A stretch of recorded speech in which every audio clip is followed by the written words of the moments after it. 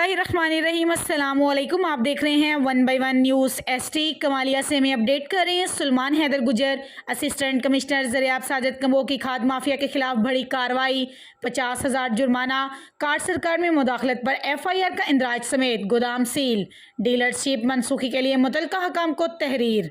तफसीलात के मुताबिक assistant commissioner Zaryab Sajid combo ने खाद की गैर मुनसफ़ाना तकसीम और स्टॉक करने की मुकामी शहरियों की शिकायत पर शहर के मुख्तलिफ खाद डीलर्स का अचानक मुआयना किया और तलब और रसद के अमल का जायज़ा लिया।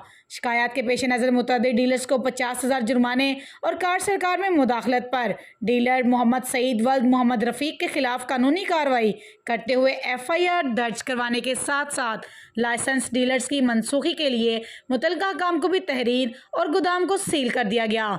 इस मौके पर सहाफ़ियों से गुफ्तगू करते हुए assistant commissioner Zaryab Sajid combo ने कहा कि खाद की तकसीम के अमल को शफाफ तरीके से यकीनी बनाने के लिए तमाम तर वसाइल बरोएकार लाए जाएंगे और कार्रवाइयाँ जारी रहेंगी। इन्होंने मज़ीद कहा कि खाद की मसनूई किल्लत पैदा करने वाले किसी रायत के मुस्तहिक नहीं हैं। मज़ीद ऐसी खबरों से बाखबर रहने के लिए देखते रहिएगा चैनल 1/1 न्यूज़ HD।